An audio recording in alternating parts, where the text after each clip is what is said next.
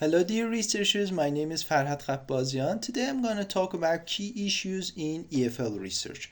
Well, there are lots of scholars like Makiengas, Lazartun, Dornier, Array who worked on research in applied linguistics, and they are common about these key issues. Let's start with definition of research. We say that research is the systematic investigation in order to answer our research questions. What is difference between research and other types of investigations is that research is systematic.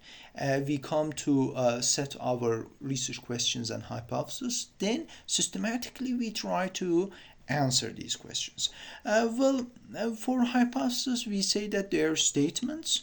We can convert our research questions into statements, but for quantitative data analysis, we set some hypotheses before investigating our research. And null hypothesis is another kind of hypothesis which it's neutral statement, and we come to say that there is no significant relationship between items under investigation, and a statistical task is that whether we can reject or confirm the null hypothesis. If we can reject the null hypothesis, it means that there is a relationship between our variables, and if we confirm our null hypothesis, it means that there is no relationship between items under our investigation. Then we have research hypothesis.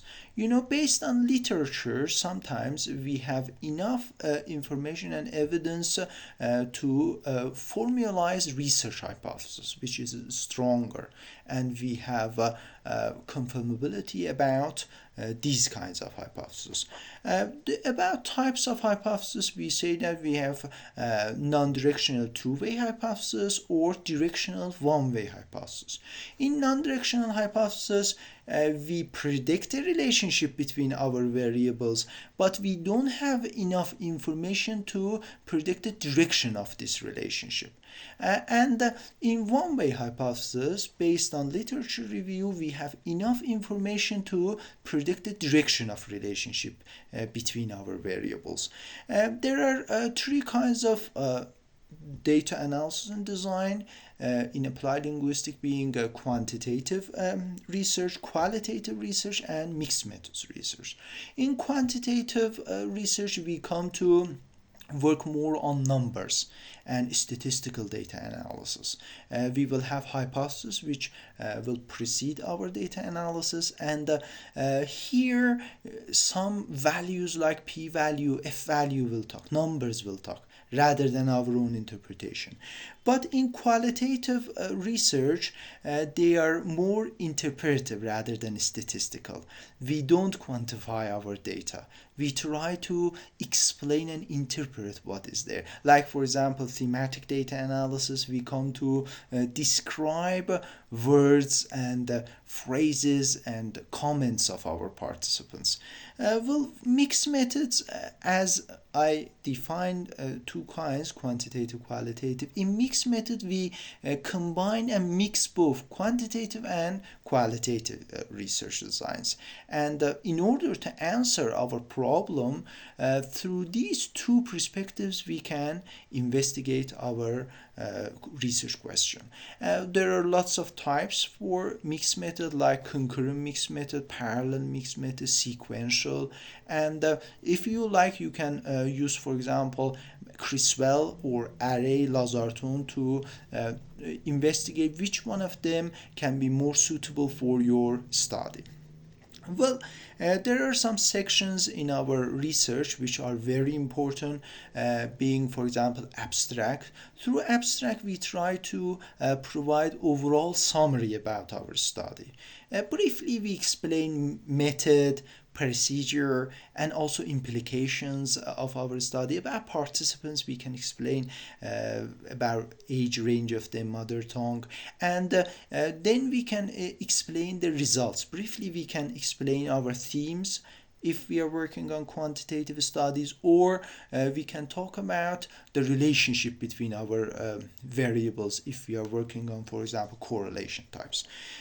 Introduction sets the scene. We come to explain our problem, statement of our problem, significance of our study, and overall explanation about what our research will portray to our learners and readers.